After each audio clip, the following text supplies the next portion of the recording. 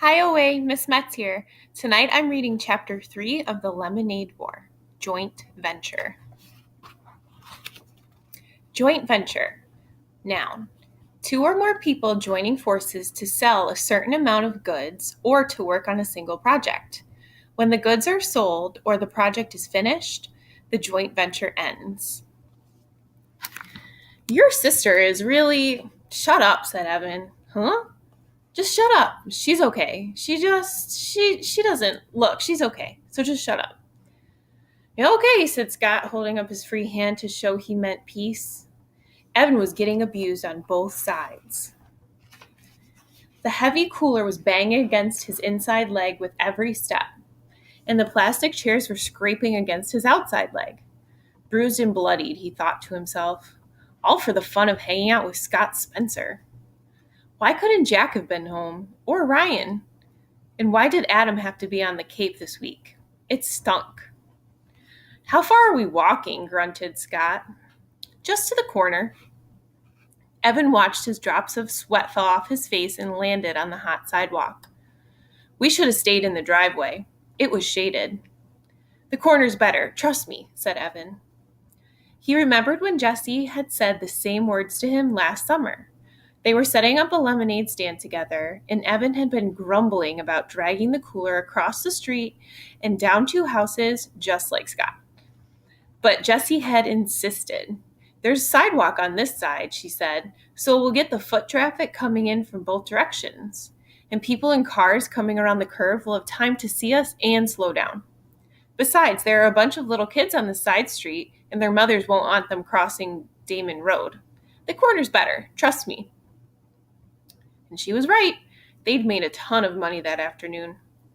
It took 10 seconds to set up the lemonade stand. Evan unfolded the chairs and sat one on each side of the cooler. Scott tilted the sign toward the street for maximum effect. Then they both sat down.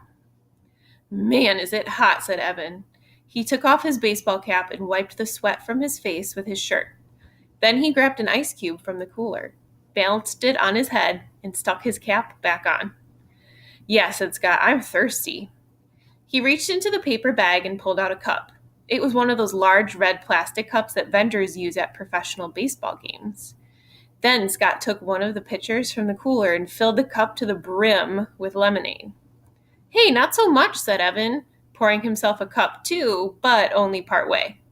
He glugged down half his drink.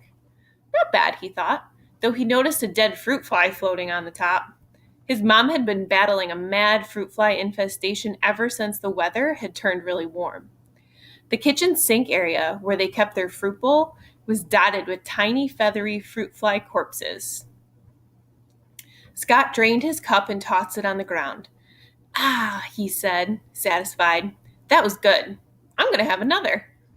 Evan reached for the trashed cup and stowed it under his seat. Nah, come on, Scott. You're going to drink all of our profits if you do that. He stretched his legs out by putting his feet on top of the cooler. Just chill. I'm going to chill by having another cup, said Scott. There it was, that mean bite in Scott's voice. Evan's shoulders tensed up. Move your feet, said Scott. It's hot out here. Dude, Evan sat up expectantly and looked down the street. Hey, here comes our first customer. A mother pushing a double stroller came into view. At the same time, one of the kindergartners from down the street rode her bike up, noticed the sign, and quickly pedaled back to her house. Within 5 minutes, there was a small crowd of neighborhood kids and pedestrians buying lemonade from the stand. Evan let Scott handle all the money while he took care of the pouring and the sweet talk. That's what his mother called it when a salesperson chatted her up. Trust me, she had once told Evan and Jessie. Buying something is only half about getting something. The other half is all about human contact. Mrs. Tresky knew about these things because she was a public relations consultant. She'd even written a booklet called 10 Bright Ideas to Light Up Your Sales for one of her clients. And Evan was like her. He was good at talking with people, even grown-ups. It was easy for him. So he kept the conversation flowing along with the lemonade. People hung around. Most of them bought a second cup before they left. Evan was so busy, he almost didn't notice Jessie flying out of the garage on her bike and riding down the street toward town. Good riddance, he thought. But at the same time, he wondered where she was going. During a lull in business, Evan walked all around the stand, picking up discarded plastic cups. Scott sat in his chair, jingling the coins in his pocket. Man, we are going to be so rich, said Scott. I bet we made $5 already. I bet we made 10. How much do you think we made? Evan shrugged. He looked at the stack of used cups in his hands and counted the rims. 14. They'd sold 14 cups so far, and each cup of lemonade cost 50 cents. Evan heard Mrs. DeFazio's voice in his ear. Mrs. DeFazio had been his third-grade teacher, and she'd done everything she could to help Evan with his math. If 1 cup of lemonade sells for 50 cents and you sell 14 cups of lemonade, how much money have you made? Word problems. Evan hated word problems. And this one was impossible anyway. He was pretty sure the right equation was 14 times 50 equals. But how was he supposed to solve that? That was double-digit multiplication. There was no way he could do a problem like that. And besides, some of those 14 people had bought refills but used the same cup. How many? Evan didn't know.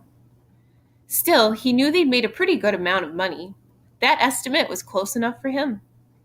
How much do you think we could make if we sold it all? Asked Scott. I don't know, said Evan. Maybe $20? That sounded high, even to him, but Evan was an optimist. Do you really think? Both boys looked in the cooler. 3 pitchers were empty. They only had half a pitcher left. You were pouring the cups too full, said Scott. You should have poured less in each one. You're the one who brought the huge plastic cups. You could fit a gallon in one of those, said Evan. Besides, I wasn't going to be chintzy. They're paying a whole $50 for it. They deserve a full cup. And anyway, we can just go home and make more. My mom has cans of lemonade in the freezer. So go home and make more, said Scott. Oh, yes, Your Majesty. Oh, High Commander, Your Infiniteness. Why don't you go make it? 'Cause I'm chillin', said Scott, leaning back in his chair with a stupid grin on his face. Evan knew he was just joking, but this was exactly why he didn't like Scott. He was always thinking of himself, always looking for some way to come out on top. If they were playing a knockout, Scott always came up with a new rule that helped him win. If they were doing an assignment together, Scott always figured out how to divide it so he had less work to do. The kid was a weasel. No 2 ways about it. But everyone else was out of town. Evan didn't want to spend the day alone. And Jessie was on his poop list, as Mom called it when the dog did something he wasn't supposed to do. Evan might never play with Jessie again. Evan crossed the street and went into the house. He was surprised to find that there were no more cans of lemonade in the freezer. Wow, there'd been so many this morning. Luckily, there was a can of grape juice in the freezer and a bottle of ginger ale in the fridge. It'll work, he thought. People just want a cold drink. They don't care if it's lemonade. He mixed up the grape juice at the sink. The fruit flies were more out of control than ever, thanks to the lemonade the boys had dribbled on the countertop. Evan swatted a couple, but most of them drifted out of his reach and settled on the fruit bowl. He wished his mother believed in chemical warfare, but for Mrs. Tresky, it was all natural or nothing. Usually nothing. When he went back outside to the lemonade stand, Evan noticed that the last pitcher was turned upside down in the cooler. Oh, come on, Scott, he said. What? It was hot, and you said we could always make more. Yeah, well, we didn't have as much in the house as I thought. I've got grape juice and ginger ale. I hate ginger ale, Scott said. I wouldn't give you a penny for it. It turned out that a lot of people felt the same way.